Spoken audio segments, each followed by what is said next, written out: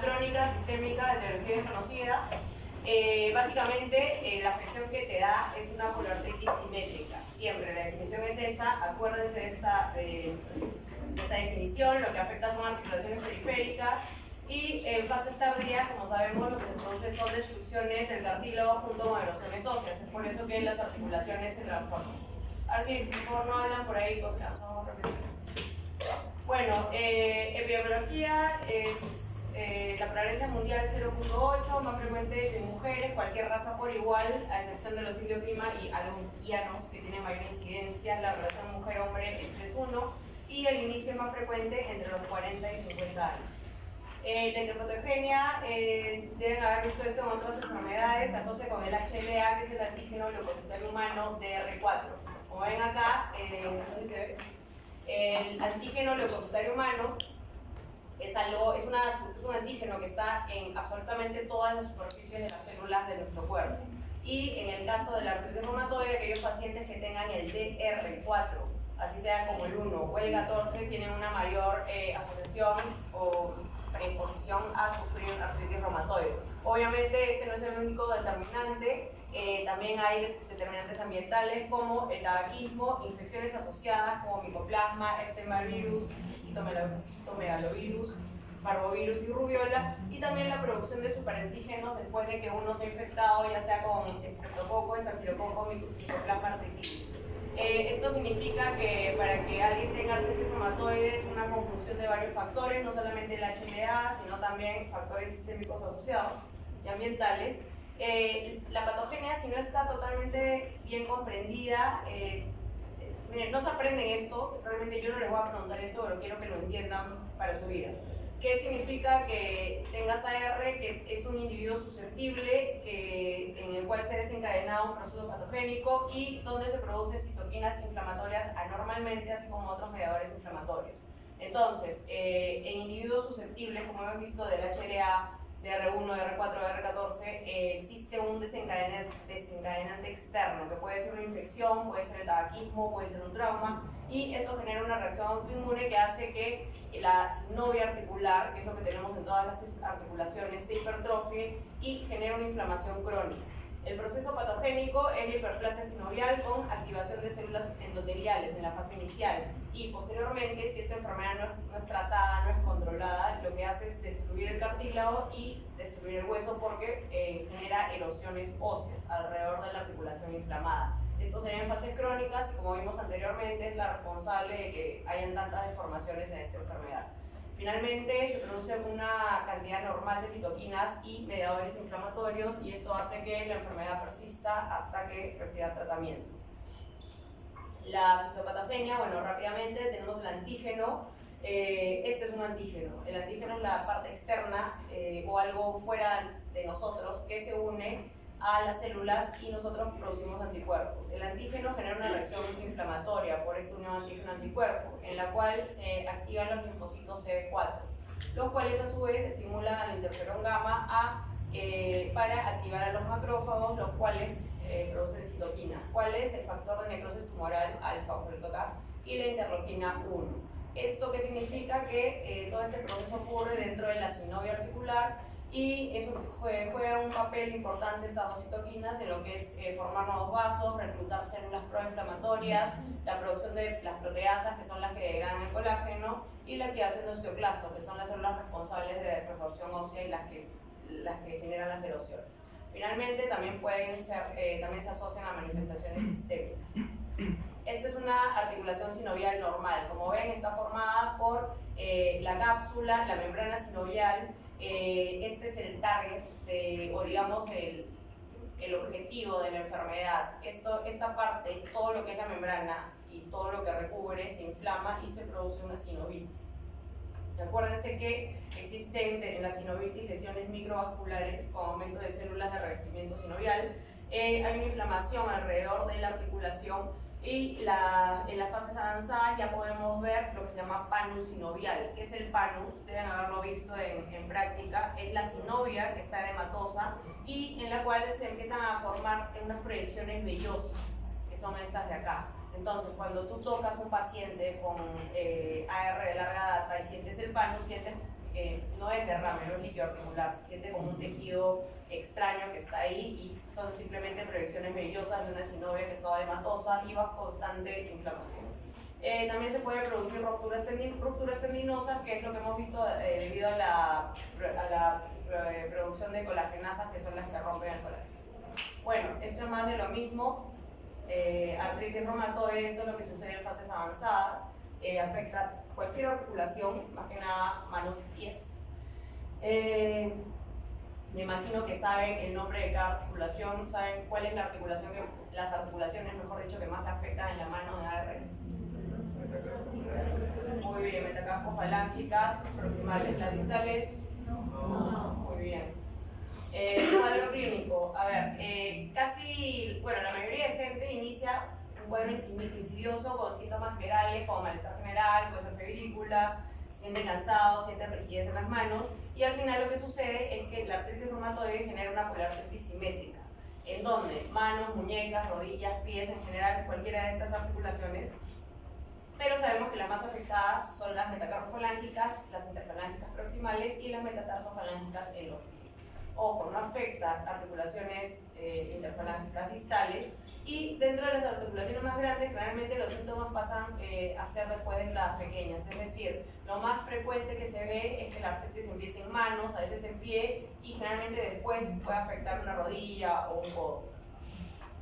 Como ven, se caracteriza por artritis, inflamación articular, hinchazón, dolor, rigidez matutina más de 1 hora. Todo esto nos hace pensar en inflamación y es un cuadro simétrico. Generalmente te da una rodilla y después va la otra rodilla, una mano y la otra mano. No necesariamente el mismo día, pero en el mismo periodo de tiempo afecta ambos lados de las extremidades. Como vemos acá, la desviación ulnar de los dedos es algo que se produce en fases más avanzadas cuando ya ha habido destitución y subluxación de las metacarpofalángicas. Es por esto que las personas con AR avanzada que vemos al menos en el hospital son pacientes que ya tienen deformaciones. Esto resulta ¿por qué? Por la debilidad del extensor del carpo ulnar, que es este músculo que ven acá, y si esto está débil, entonces no hay nada que la muñeca va a estar en una desviación radial y los dedos hacia el otro extremo. Es por esto que pueden ver una mano que tiene una forma en Z.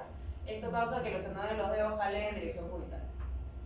Acá vemos más imágenes de esto. Y bueno, vamos con las deformaciones de los dedos más conocidas, digamos, en AR. Como hemos visto con la gente de mi sede, tenemos el dedo ojal o dedo botonier. Esto se produce por la flexión de la interfalange proximal, como ven acá en la A, y la hiperextensión de la interfalange distal. Esto es bastante típico. Podemos ver acá dedo botonier, dedo botonier, dedo botonier. Nuevamente. El dedo en cuello de cisne es el segundo dedo, deformación de dedo, mejor dicho, más frecuente en AR. Acá lo que sucede es que tengo una hiperextensión de la interfalángica proximal con una flexión de la interfalángica distal. Entonces me da esta apariencia, que vendría a ser el cuello de cisne. Esto también se puede ver en el primer dedo en las manos, que solo tiene 2 articulaciones. Y el dedo martillo finalmente, que es simplemente la flexión de la interfalángica distal, por eso se llama dedo martillo. Ahora, signo de la tecla del piano, que también lo hemos visto en el hospital, es secundario la destrucción del ligamento colateral ulnar, llevando al estiloide cubital flotante. Esto se llama signo de la tecla, lo han visto, me imagino, cuando presionan la parte de la muñeca, que es estiloides cubital, se hunde. ¿Todos lo han visto? ¿Todos han visto algo de los dedos? Que no sé, las otras sedes, pero hay caras que creo que no han visto nada, pero bueno, les cuento. A ver, compromiso radiológico. Bueno, ya saben leer placas, me imagino, la ABC, A, alignment, tienes que ver la alineación del hueso. B, te fijas en cómo está el hueso. Generalmente en la artritis vas a ver osteoporosis yuxtaarticular. ¿Qué significa yuxtaarticular? Que alrededor de la inflamación, de la articulación inflamada, se va perdiendo el tejido óseo. ¿Por qué? Porque hay un foco inflamatorio. Esto puede ser inclusive de inicio temprano y no hay periostitis ni osteofitos. ¿Estás grabando? Tienes que preguntar antes de grabar. Sí, preferiría que no me grabes porque les estoy dejando la clase, preferiría que escuchen, ¿sí? Bueno, C, cartílago. Generalmente hay una pérdida uniforme y simétrica, así como la misma afección en las articulaciones que soportan peso. No se forman calcificaciones, pero sí deformidades, y esa es la letra D. Las deformidades son los huesos que hemos visto, que son los dedos en cuello de cisne, boutonniere, desviación ulnar y todo es simétrico. ¿Estás grabando todavía? Bueno, ¿qué más se ve? Erosiones marginales y podemos ver también hinchazón de tejido adyacente y nódulos pero no calcificados. Esto es lo que podemos ver radiológicamente. Esta es una mano normal, acá ya podemos ver erosiones óseas y desplazamiento. Este es un pie normal y acá vemos un pie con AR ya de larga data donde los dedos llegan a subluxarse. Bueno, manifestaciones extraarticulares en AR. Como les dije, manifestaciones generales de fiebre, linfadenopatía, fatiga, baja de peso, porque síntomas generales, es un proceso generalizado. En la piel puede haber eritema palmar, pueden formarse nódulos reumatoides, como hemos visto, sobre todo sobre las superficies de flexión, superficies de rozamiento. Puede haber vasculitis reumatoidea. En los ojos lo que puede haber es escleritis, nódulos que también pueden aparecer en la coroides y en la retina. A nivel cardíaco, la afectación más frecuente es la pericarditis o la miocarditis o que aparezcan nódulos reumatoides en las válvulas. A nivel pulmonar puede haber pleuritis, nódulos de la enfermedad pulmonar intersticial. Hematológicamente existe el síndrome de Felty, linfomas. La afectación renal no es tan frecuente por la misma enfermedad, sino más que nada por el uso de los AINES. Y otras condiciones asociadas, dentro de esta está el síndrome de Sjögren, la amiloidosis, la presencia de osteoporosis y aterosclerosis, que lo vamos a ver más adelante. Primero, nódulos reumatoides, la frecuencia es de un 20 a 35%. Estos nódulos tienen un área central que está formada por una necrosis fibrinoide, como si fuera una vasculitis, pero rodeada de histocitos, y en el área periférica lo que veo es tejido conectivo. No duelen, pueden crecer bastante, se dan típicamente en pacientes con AR que son factor reumatoideo positivos y se asocian a una enfermedad un poco más severa, donde están en las superficies extensoras del brazo, en la búrsola craneana, sobre articulaciones o puntos de presión. Pueden tener otras localizaciones, como hemos visto, pueden aparecer a nivel coroides, a nivel de válvulas cardíacas, pueden aparecer en cualquier parte del cuerpo y generalmente se forman durante la fase activa y pueden resolverse o disminuir mientras mejora la enfermedad. Nuevamente, nódulos reumatoides, como ven, pueden tener cualquier localización, pueden estar de las manos hasta en los codos, búrsola craneana, porque aparecen en zonas de presión. Epiescleritis, esta es una de las manifestaciones más comunes en la artritis reumatoide. ¿Qué significa epiescleritis? Que se te enrojece, o mejor dicho, se afecta la esclera. Toda la esclera, toda la parte blanca del ojo se afecta, hay un enrojecimiento en la porción anterior de todo el ojo. El paciente tiene un lagrimal constante, siente una sensación de irritación y presenta fotofobia. Esto es la epiescleritis, es bastante frecuente. A nivel pulmonar, puede haber un derrame pleural de cualquiera de los lados, el paciente puede ni siquiera darse cuenta, solamente tener tos, sacas una placa y ves que está con derrame pleural. Y también miren esto, se pueden formar nódulos reumatoides como los que hemos visto en la piel, pero a nivel pulmonar. Esto también es bastante frecuente. Vasculitis reumatoide, como cualquier otra vasculitis, sino que esta es un tipo de vasculitis asociada a enfermedad sistémica como la R, eritema palmar. Y finalmente a nivel hematológico tenemos el síndrome de Felty. El síndrome de Felty ocurre en pacientes con AR en los cuales se detecta esplenomegalia y leucopenia. Esto generalmente pasa en pacientes con una enfermedad crónica, puede haber trombocitopenia también, y es más frecuente en pacientes que son seropositivos, es decir, que son factor reumatoides positivos, que tienen nódulos subcutáneos y que llevan una afección sistémica importante. Realmente se presenta como enfermedades infecciosas a repetición. ¿Por qué? Porque están con los linfocitos bajos, entonces están más inmunosuprimidos de lo normal. Generalmente los neutrófilos se encuentran a menos de 3.000, digamos, de valor, pero hay que estar atentos porque si no se corrige la enfermedad, esto no se va a corregir y el paciente va a tener infecciones. Bien, los criterios de Euler, esto léanlo si quieren, en verdad, creo que nadie más que yo les va a hacer las preguntas de artritis, no les voy a preguntar esto porque en verdad no son especialistas. Sigamos avanzando en lo que son complicaciones, la luxación atlantoaxial, esto es una X, no sé vosotros, tiene una frecuencia de 65% y constituye un riesgo bastante importante en los pacientes que tienen AR a larga data. ¿Cómo se diagnostica esto? Viendo una radiografía que hay más de 3 milímetros de espacio entre el arco de la primera vértebra. Este es el cráneo y esta es la primera vértebra, que es el atlas, y el C2, que es el axis. Entre atlas y axis existe un proceso odontoide, que es este. ¿Lo ven acá? Bueno, si lo ven de perfil en una placa, entre estos procesos que exista más de 3 milímetros de separación, indica que este ligamento ya está estirado o inclusive roto. ¿Por qué pasa esto? Porque la proliferación sinovial alrededor de la articulación hace que se estreche y se rompen los ligamentos.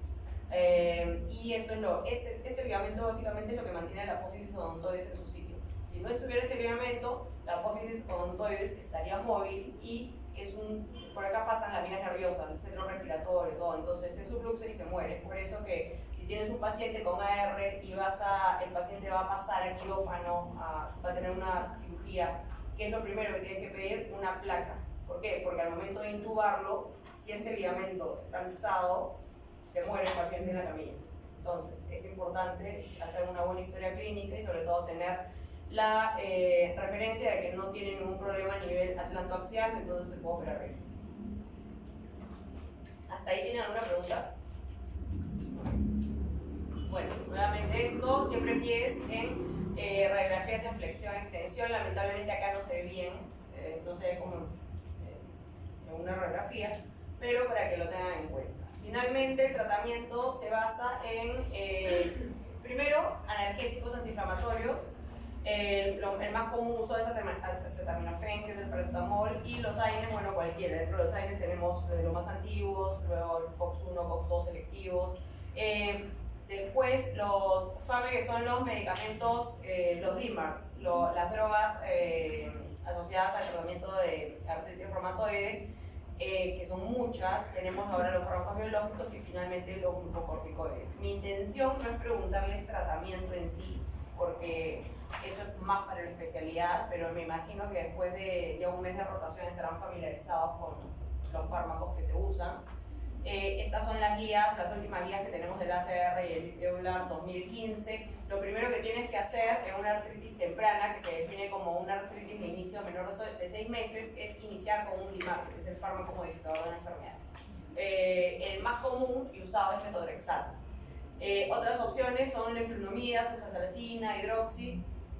Puedes considerar utilizar glucocorticoides a baja dosis de corto plazo. Y finalmente, después de 1 a 3 meses, controlas cuánta actividad tiene el paciente. Si está funcionando todo bien, perfecto. Si no, consideras una combinación. Y bueno, esto no les voy a preguntar porque son guías de manejo, pero vamos con unas preguntas. A ver, no quiero que tomen fotos ni nada, solo quiero que lean. ¿Cuál es el compromiso articular en artritis reumatoide? ¿Qué marca? Más fuerte.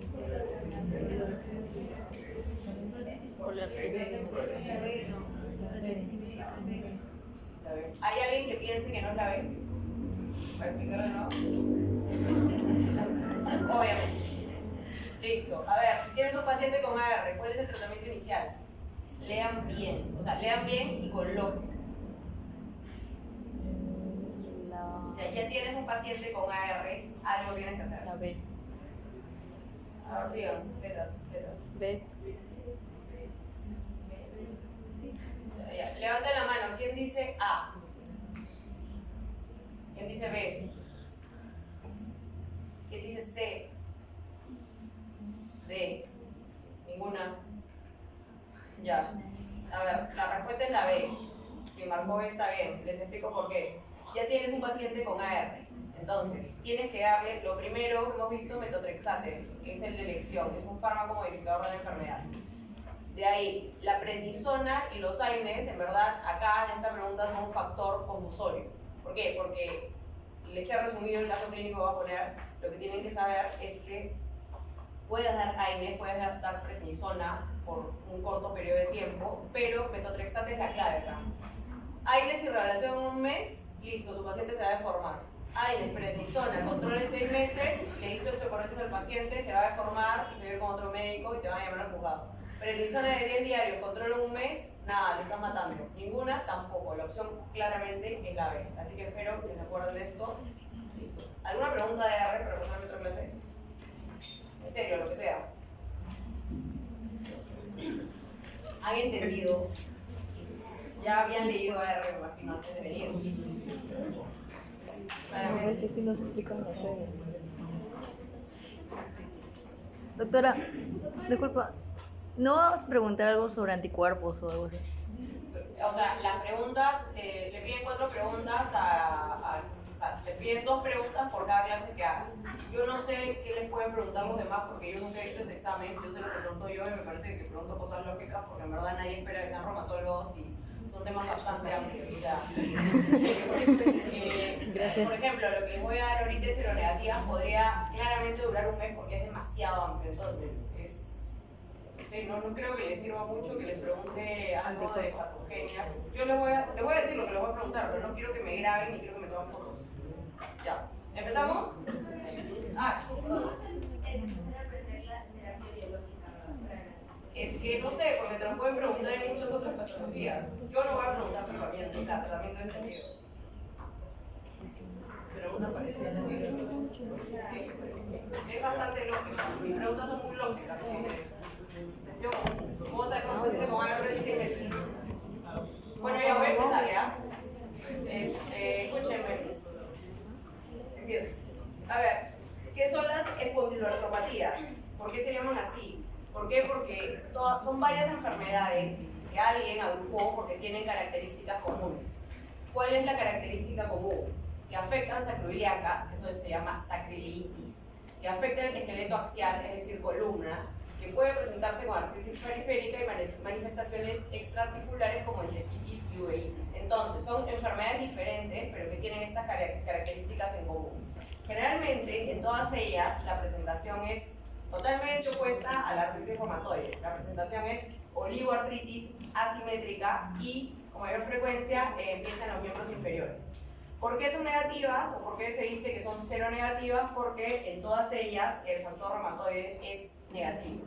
Claro que hay cierta excepción, pero no viene al caso, así que apréndanselo como que son seronegativas porque el factor reumatoide es negativo.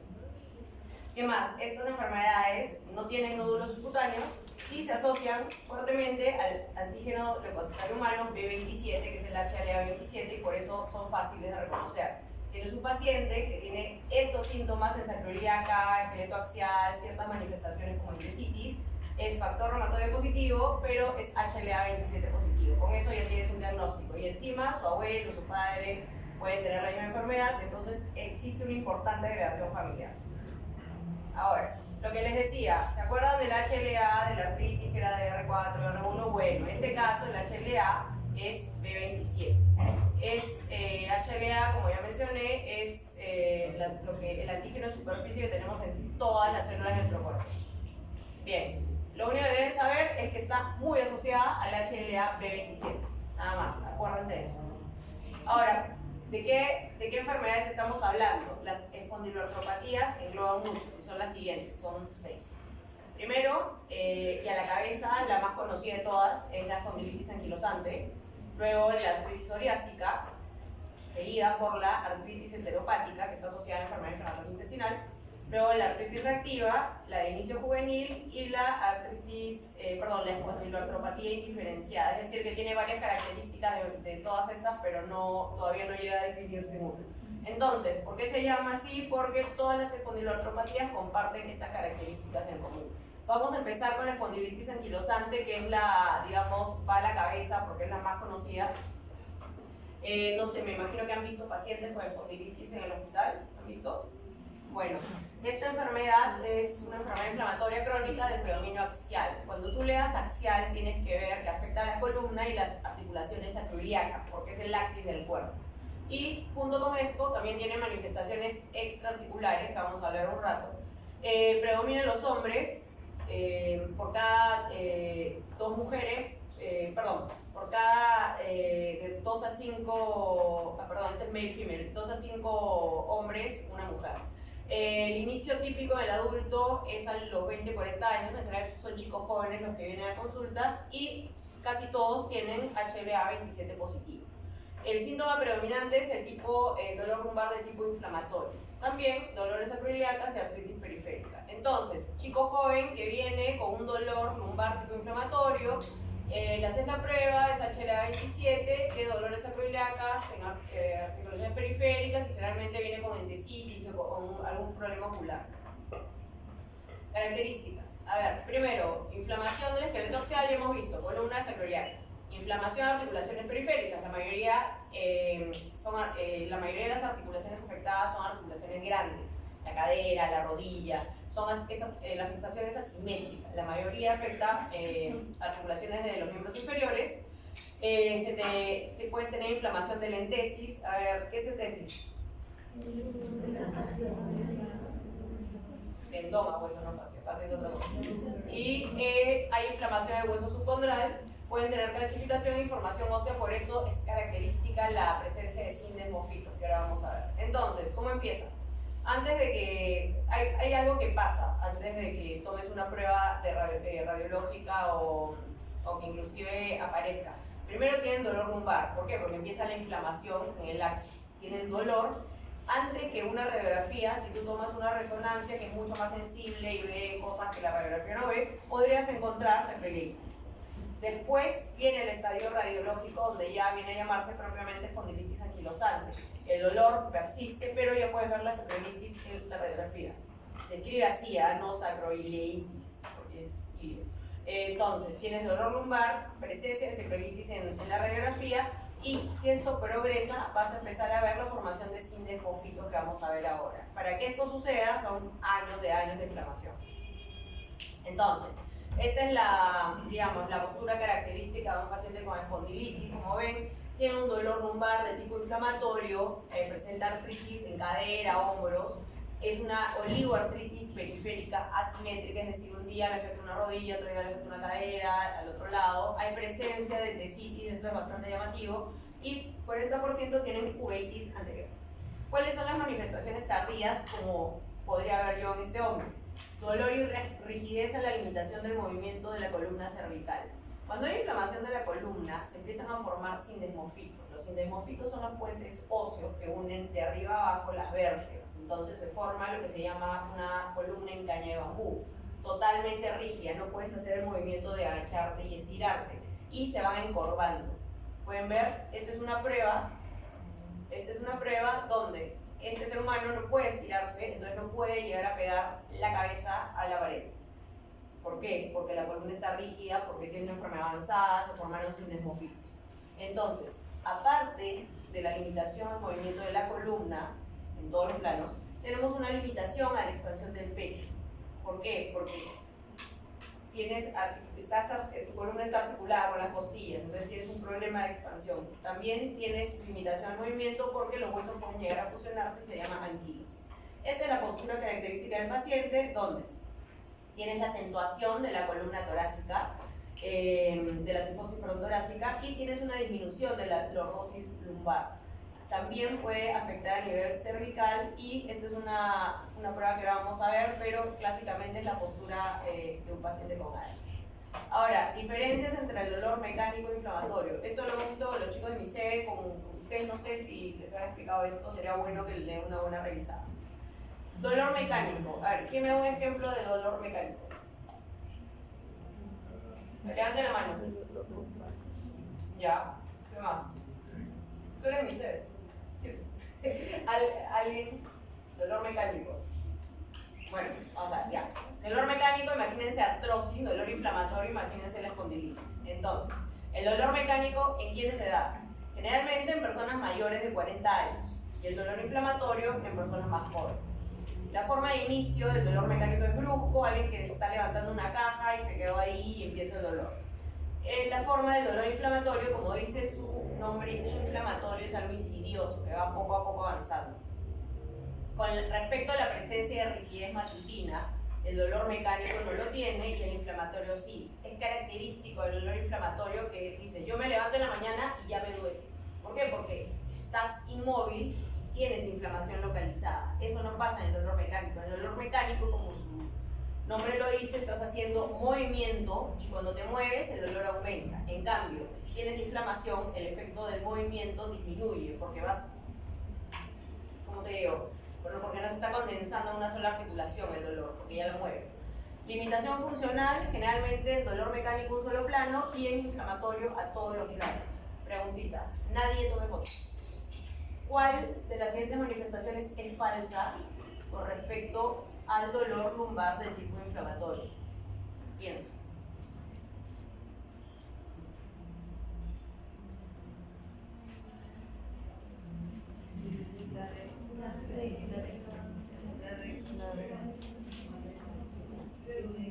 La falsa.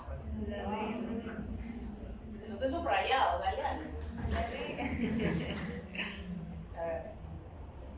Ya, el dolor lumbar de tipo inflamatorio. ¿Es insidioso? Sí. Ya, entonces esta no es falsa, esta es verdadera, esta no le marca. Ya. ¿El dolor inflamatorio se asocia a rigidez matutina? Sí. Ya, está bien. ¿El dolor inflamatorio disminuye con el movimiento? Sí. ¿El dolor inflamatorio disminuye con el reposo? No. Muy bien, esa es. Vale. Ya, manifestaciones clínicas de la espondilitis. Característicamente, es decir, aparte del dolor inflamatorio en las acroiliacas y el dolor de espalda de tipo inflamatorio que hemos visto, ¿qué más ocurre con estos pacientes? Uveitis anterior. ¿Qué significa uveitis anterior? Que tienes ojo rojo, fotofobia, dolor por inflamación de la uvea, obviamente, y esta es la manifestación extraesquelética más común. ¿Qué más hay? Dactilitis, también llamado dedo de salchicha, y entesitis aquilea. La aquilea es la más frecuente, aunque puede pasar en cualquier lado, pero miren, este es un entesis normal, o sea, el tendón de Aquiles, y este es un tendón de Aquiles inflamado, o sea, entesitis. ¿Qué hacen cuando tienen esto? ¿Infiltran? ¿Por qué? Se puede romper, muy bien. Este es uno de los pocos tendones que no se infiltran cuando tienes una entesitis, simplemente analgésicos y un poquito de reposo. Muy bien, ¿qué más pasa? A nivel neurológico puede haber inestabilidad atlantoaxial, pueden haber lesiones discales, raro que tengas un síndrome de caudo de esquina porque acuérdense que se inflama toda la parte de la columna. A nivel cardiovascular es bastante frecuente tener cierto tipo de valvulopatías, con más frecuencia en la aórtica, alteraciones de conducción, un corazón grande y pericarditis. A nivel pulmonar puedes tener una fibrosis apical, una enfermedad pulmonar inflamatoria, intersticial, y recuerden, tienen limitación a la expansión del pecho, o sea, no pueden inspirar, entonces tienes un patrón restrictivo donde disminuye la capacidad vital y la capacidad pulmonar total. A nivel renal, las complicaciones más frecuentes son la amiloidosis y la nefropatía tipo IgA, y a nivel esquelético es muy frecuente que vengan con osteoporosis o con fracturas vertebrales. ¿Sí? Bueno, ¿cómo evalúo la movilidad de estos pacientes? Primero el test de Schober. ¿Lo han hecho en el hospital el test de Schober? Sí. El test de Schober es para ver si tu columna está siendo lo suficientemente flexible, es decir, si no hay limitación.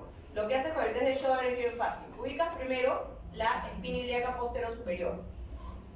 Subes 10, la marcas 10 centímetros para arriba y luego marcas 5 centímetros para abajo. La idea es que de lo que marcaste, lo más arriba y del punto más bajo que marcaste, cuando el paciente se agache, vuelves a medir y tiene que haber más o menos más de 20 centímetros.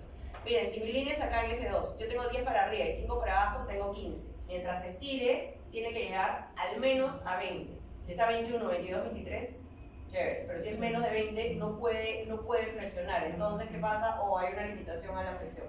Otra cosa, medición de la expansión torácica, igualito. Coloco la cinta métrica por encima de los pezones, a nivel de las tetillas, entonces le pido al paciente que inspire lo máximo, y lo normal es que tú te inspires, o sea, que tú inspires y te expandas más de 5 centímetros. Estos pacientes no pueden hacerlo. Y finalmente lo que estamos viendo en la otra diapositiva se llama distancia occipucio-pared, o si volteas la cabeza del paciente, distancia trago-pared. Lo normal es que te pegues te apoyas y te puedes pegar totalmente a la pared. Estos pacientes no pueden porque tienen la columna demasiado fusionada. Entonces, como está inflamada y ahora no está funcional la columna, miren, acá pueden haber 10, 15 centímetros. Bien, cambios radiológicos, ¿qué se ve? Esta es una columna normal donde tengo vértebras y el disco. Al principio de la espondilitis lo que puede haber es inflamación. Miren, si todas las articulaciones alrededor de la columna se inflaman y finalmente en partes avanzadas empiezan a fusionarse y por esto es que se forman los sindesmofitos, que son los puentes o uniones entre la vértebra superior y la vértebra inferior. Ahora, ¿qué significa que se fusionen? Que ya no se puede separar y por eso que el paciente no se puede flexionar y no tiene comodidad para expandir el pecho y respirar. Esto es la base de toda la enfermedad. ¿Se ha entendido? Bien, ¿qué más puedo ver en la espondilitis? Esto es lo que les decía, miren. Los sindesmofitos se ven bien. Bueno, acá hay uno grandazo, que probablemente está en este, pero se pueden ver mucho más fáciles en una placa de frente. Miren, ven estas conexiones, conexión, acá hay otra conexión. Ya, eso se llama espina en caña de bambú. Es una osificación y formación de sindesmofitos. Esto ya no lo voy a preguntar, pero básicamente recuerden la postura de la espondilitis anquilosante. Hay inflamación en la columna. Hay un score para medir que tampoco, o sea, esto no sirve de nada que se lo aprendan ahorita, pero simplemente es como de una vértebra normal. Primero se van erosionando, luego van formando hueso hasta que, miren, llegan a formar un puente total que se llama sindesmofito. Y esto es lo que pasa en la enfermedad. Acá podemos ver, ¿ven?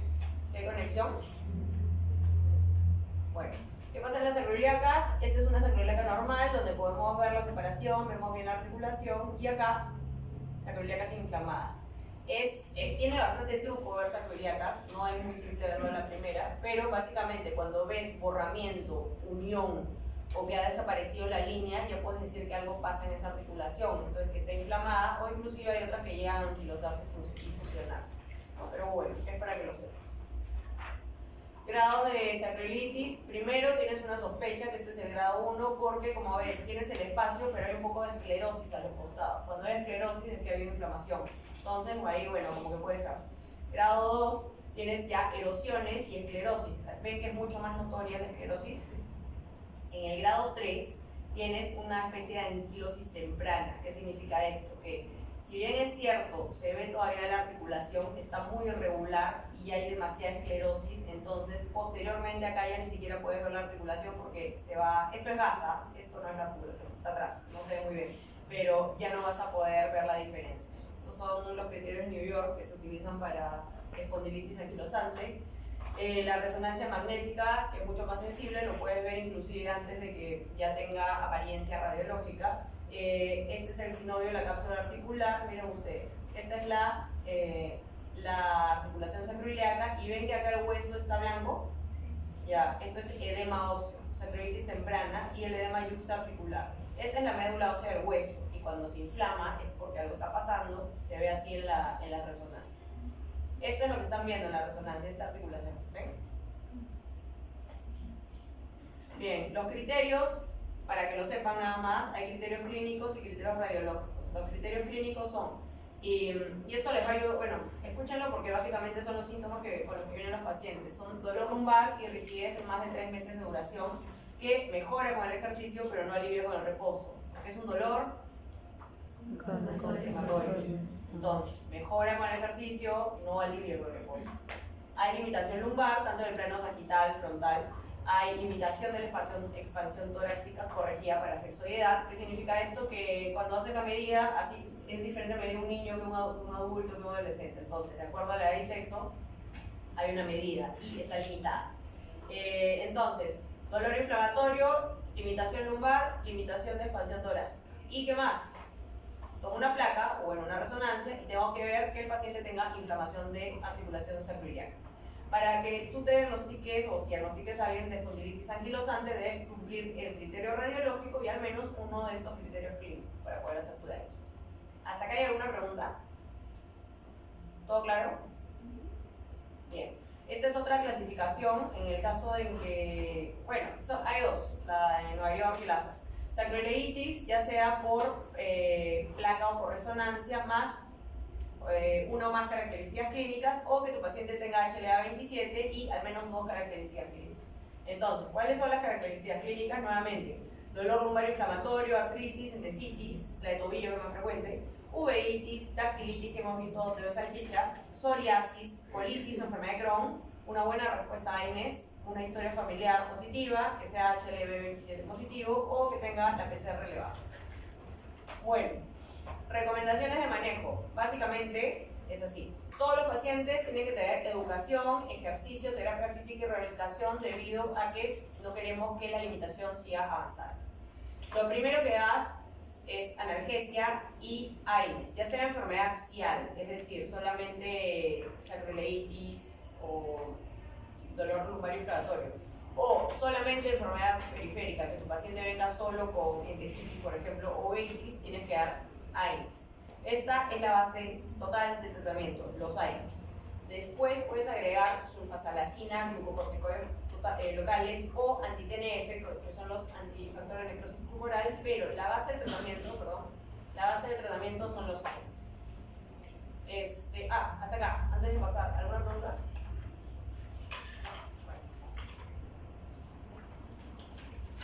Vamos con artritis psoriásica. A ver, todos saben lo que es psoriasis, ¿no? La enfermedad de la piel, es llamativa, ya fea. Bueno, la psoriasis es más común en la raza blanca y menos frecuente en los afroamericanos, pero la artritis psoriásica afecta tanto a hombres como a mujeres por igual. A diferencia de la espondilitis que afecta más a los hombres. 10 o 20% de pacientes con psoriasis tienen alguna espondilortopatía asociada o desarrollarán en algún momento alguna artropatía. Puede comprometer tanto el esqueleto axial periférico y los pacientes con artritis psoriásica están muy relacionados a problemas metabólicos. Hacen síndrome metabólico, aterosclerosis prematura y esta es una de las principales causas de muerte. ¿Por qué? No sé, pero está asociado. ¿Qué más pasa? Que hacen erosiones óseas tempranas, más o menos la mitad de los pacientes van a estar erosionados antes de los 2 años, si es que no los tratas, y el patrón más frecuente es que primero afectan la piel y después la articulación. Hay casos en que primero se afecta la articulación y luego la piel, que es más raro, porque se afectan los dos a la vez, que es intermediamente raro, pero lo más común es que sea un paciente que empieza el cuadro con afección cutánea, no sabe qué le pasa y unos años después ya está la afección articular y tú puedes diagnosticar artritis psoriásica.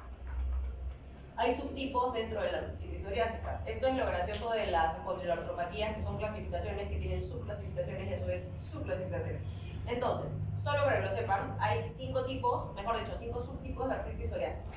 La que es poliartritis simétrica, oligoartritis asimétrica, la artritis mutilans, la axial y la que solo compromete interfalángicas distales. Solo para que lo sepan. Caspar es la clasificación de la artritis psoriásica.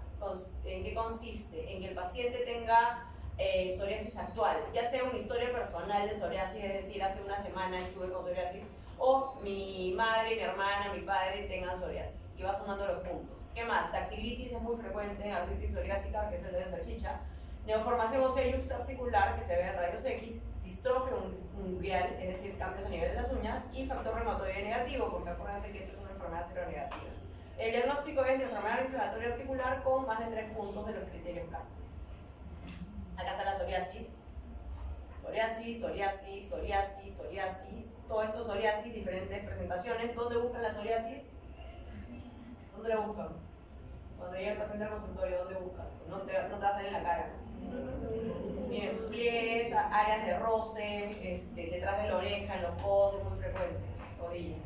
Pitio unguial pertenece a uno de los cambios a nivel unguial de la, y esto es lo que se llama artritis mutilans, que es uno de los subtipos, que es del que más se acuerda todo el mundo porque se va comiendo el hueso y deformándolo. Entonces, ahora vamos a ver.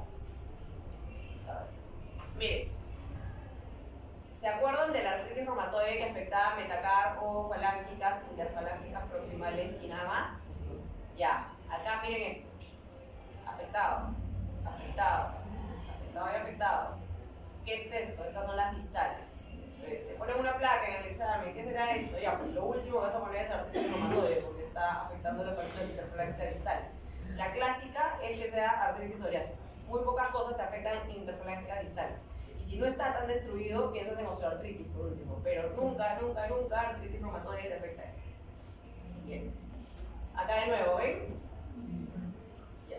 hay algo que se llama deformidad en copa lápiz clásico, deben haberlo visto, no sé, en su rotación, y es que miren, el hueso más proximal va tomando una forma de lápiz y el hueso de arriba va haciéndose como un cáliz. Miren, acá lo vamos a ver, acá, ¿ven? Esto es un pie con deformidad en copa lápiz y el hueso proximal, en este caso el metatarso, lo que hace es penciling, es decir, va tomando una forma de lápiz. ¿Ven? Los huesos no son así, los huesos son más parecidos a esto. Y bueno, la deformación, porque te destruye el hueso, te destruye los cartílagos. Pero no se olviden de esto, deformidad en copa lápiz, clásico. Esto es artritis pudida. Bien, vamos con la tercera forma. No quiero adentrarme más porque son demasiadas, solamente les quiero decir lo básico de lo que tienen que saber de cada uno. A ver, artritis asociada a enfermedad inflamatoria intestinal es la espondiloartropatía que hemos visto asociada a pacientes con enfermedad de Crohn o con colitis ulcerativa. Igual prevalencia tanto en hombres como mujeres, muchos de ellos, la mayoría, tienen HLA27 positivo, pero en una dimensión menor que espondilitis anquilosante, que era ya hasta 90, más de 90. La prevalencia de artritis es del 20% en pacientes que tienen enfermedad inflamatoria intestinal, más con Crohn que con colitis. Y la presentación más común es realmente oligoartritis periférica, ya sea tobillo, rodilla o tobillo. En la enfermedad intestinal, a diferencia de las anteriores, la mayoría es no deformante. Es una artritis en cualquier parte que puede preceder o coincidir con el cuadro intestinal, pero así como viene, se va. En general no causa mayores deformaciones como hemos visto anteriormente. El compromiso espinal muchas veces es silente, a veces es la única manifestación que podemos encontrar. Y como vemos, lo que pasa con estos pacientes, que ojo, esto también se ve en espondilitis anquilosante, es squaring de las vértebras. Las vértebras empiezan a formar como un cuadrado, nada más. El compromiso óseo es mucho menor que otras espondiloartropatías. La artritis periférica es mucho más común, como les dije, más frecuente en Crohn, en colitis, y hay un mayor compromiso en pacientes que tienen la enfermedad intestinal mucho más complicada, aquellos en los que se forman fístulas, abscesos, que hay mayor inflamación. En este tipo de pacientes es más frecuente la afección articular.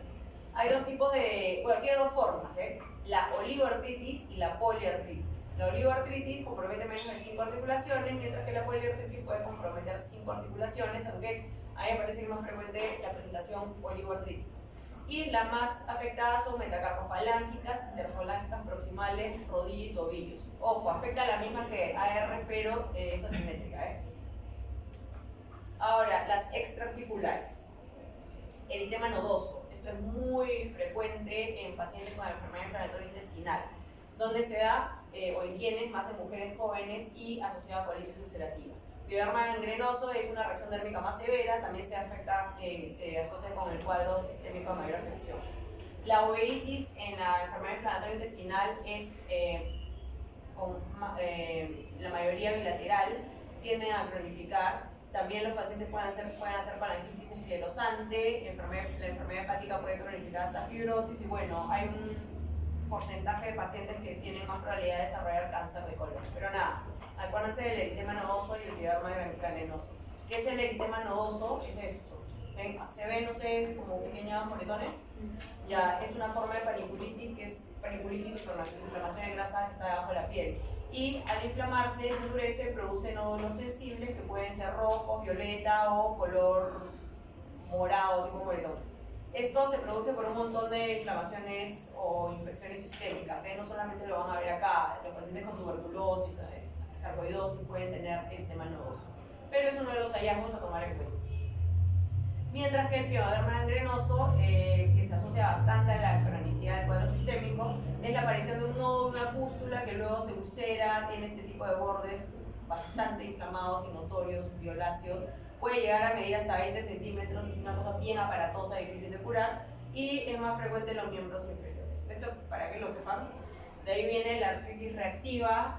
La artritis reactiva es nuestro cuarto tipo de espondiloartropatia. Perdón, ¿alguien tiene una pregunta sobre lo anterior antes de que siga?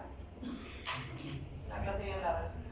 Bueno, la artritis reactiva es nuestra siguiente forma de espondiloartropatía, y es una forma de espondilotropatía asociada a una infección a distancia. Ojo, no es una infección en la articulación porque eso se llama artritis séptica, es una inflamación, una infección que puede suceder en cualquier parte.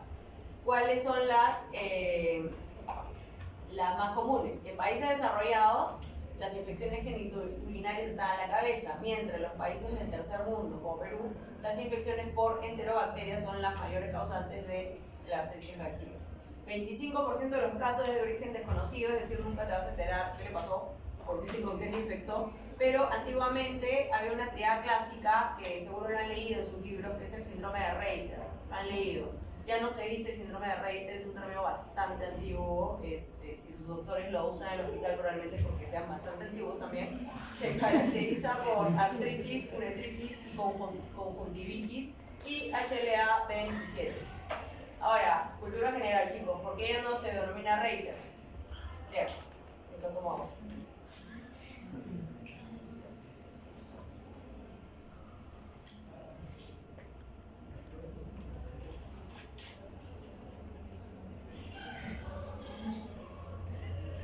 ¿Vieron? Porque era un nazi, ya no podemos decir Reiter, era un nazi, él no lo descubrió y aparte asume que la uretritis solamente está por enfermedades de transmisión sexual y no, se puede producir por cualquier otra cosa. Entonces, decir Reiter ya es tiempo pasado. Es más, ya no lo encuentras en el Kelly, en esto ya no lo encuentras. Se hace referencia el antiguo conocido síndrome de Reiter, pero ya no se usa, por si acaso. Ahora, bacterias que pueden gatillar la artritis reactiva. Estas son las más frecuentes, les cuento, que son clamidia, salmonella, todas las E. coli, la yersinia, el ureaplasma y Campylobacter jejuni. Pero bueno, no tienen que aprendérselas, solamente vean que son bacterias que la mayoría afectan o el tracto gastrointestinal o genitourinario. ¿Qué pides a un paciente de que sospechas este tipo de artritis? Primero, artritis reactiva, perdón. Primero, obviamente tienes que hacer un examen de sangre. Lo que vas a encontrar en el examen de sangre es que tiene una infección, tienes los leucocitos aumentados, tiene la PCR muy elevada, muy elevada, la BCG también muy elevada. Si tienes una articulación inflamada, es mandatorio siempre hacer una artrocentesis. Y lo que te vas a encontrar ahí es un líquido inflamatorio y aséptico. Entonces, te vas a rayar un poco porque tú te esperabas encontrar una bacteria en un paciente con una infección. Pero no, la causa de la infección no está en la articulación, por eso solamente vas a encontrar inflamación. Ojo que hay que cultivar, muchas veces el cultivo no te va a salir positivo. Entonces, ¿qué haces? Dices, ¿dónde estará la infección? Tengo que seguir buscando. Tengo que cultivar la sangre, cultivar la orina, cultivar las heces y siempre hacer, sea quien sea, si ven una monja y te diga que no hizo nada, no, tienes que hacer hisopado uretral y vaginal porque ese cuento ya te lo han hecho miles de veces y siempre sale clamidia. Técnicas de PCR, por si acaso, para hacer todo tipo de bacterias y serología específica para Shigella, Campylobacter y clamidia. Así que no crean en nadie, siempre hagan el hisopado. Que bueno, HLA-B27 en la mayoría de los casos siempre lo pides y te va a salir positivo. Criterios diagnósticos, nada, el cuadro característico que es oligoartritis asimétrica, la mayoría de miembros inferiores, endesitis y cuadro extraarticular que hemos visto, o también puede ser una artritis aguda inflamatoria, que puede ser una sola articulación o que comprenda las articulaciones sacroiliacas o columna, o que venga con todo el cuadro característico del libro, que es bastante difícil. Y ya sea que se asocie a una infección confirmada por alguna bacteria, que te haya salido el urocultivo, el hemocultivo, el hisopado, algo positivo, o que el paciente o la paciente presente diarrea, uretritis o cervicitis durante 6 semanas previas. Aún así no te salga nada del cultivo. Si tengo una paciente que me ha dicho sí, he tenido cervicitis, o un hombre que ha tenido uretritis o descarga por el pene y que viene con una inflamación de rodilla y que yo no encuentro nada en el líquido de rodilla, digo, bueno, no. Es una artritis reactiva y ya está. ¿Qué doy? Primero, para controlar los síntomas, analgésicos, AINES, glucocorticoides intraarticulares. Ojo, si es que no es una artritis séptica, no es eso de que mientras sale el gran le voy a poner un glucocorticoide, no, jamás. Antibióticos, esto lo maneja siempre con infectología, dependiendo de la bacteria que encuentres o de la historia clínica. Y en el caso de que ya la artritis periférica sea muy severa, pues asociar más que nada sulfasalacina en estos casos, sobre todo en aquellos que son HLA-27, porque pasa la infección y es una infección que desencadenó una artritis. Entonces, solo en estos pacientes puedes dar un DIMA. Bien, creo que esta es la penúltima, la espondiloartropatía de inicio juvenil. Nada, solo acuérdense que pasa en niños de 8 a 12 años. Los hallazgos más llamativos son las endesitis y artritis periférica, es decir, un chiquito así que viene con todas las articulaciones inflamadas y las entesis. Más en varones, la presentación más común es oligoartritis de rodilla, tobillo y endesitis temprana. Les va peor que a los adultos porque es un cuadro más sistémico, bajan de peso, les da fiebre, en verdad es horrible, las mamás no saben qué tienen. De ahí, durante su crecimiento puede transformarse en algo axial, es decir, vino con una espondiloartropatía de chiquito y de repente llega a la adolescencia, tiene un cuadro de espondilitis anquilosante, bueno, listo, lo tratas como eso. El problema es que tienes que tratarlo porque después de 10 años, como está en crecimiento, van a tener limitaciones. Bueno, finalmente la espondiloartropatía indiferenciada. ¿Qué quiere decir esto? Que son varios síntomas que se superponen entre sí, indiferenciadas cuando no cumple los criterios de ninguna exclusiva. O sea, un paciente que aparentemente solamente tiene espondilitis anquilosante, pero le encuentra psoriasis y te dice tengo manifestaciones intestinales, entonces sabes a dónde vas, pero no sabes exactamente cuál es y después de un tiempo puede llegar a transformarse en una de esas. 60% desarrollan con el tiempo una espondiloartropatía ya bien definida. Bueno, el tratamiento, les repito, es lo mismo. Vamos con una pregunta, ¿quieren? Sí, es obvio, pero están acá sentados. A ver, lean bien, por favor, con lógica. Ya. Viene un paciente con sacroilitis, dolor lumbar y endesitis. Las tres cosas que tú lees esto y dices, oh, esta es una pregunta de seronegativas. Lógicamente, ya reconociste a qué capítulo pertenece la pregunta y ahora lees la pregunta. ¿Qué pides y cuál sería el tratamiento inicial? Lean.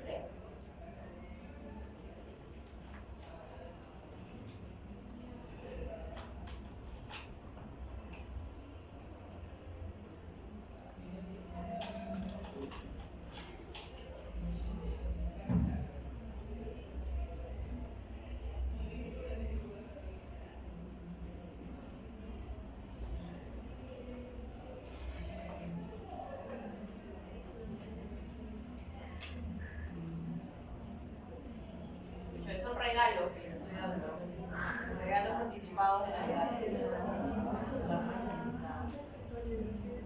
¿Quién vota la A? Levante la mano. ¿Quién vota la B? ¿Alguien ve? ¿Quién vota la C? La D. Ya, les voy a explicar por qué es la A. Ya. Si tengo una inflamación a nivel de sacroiliacas y dolor lumbar, obviamente tengo que sacar placas para ver si hay inflamación. Si acá hubiese una opción de resonancia de la misma cosa, pondría resonancia, pero ya que no hay, es un hospital pobre, imagínense solamente para sacar placas, ya la tomas. Entonces, tengo que sacarle a toda la columna frente y perfil. Ahora, esto es para ver columna porque tiene dolor lumbar. Radiografía perifrontal, ¿para qué? Para ver las sacroiliacas.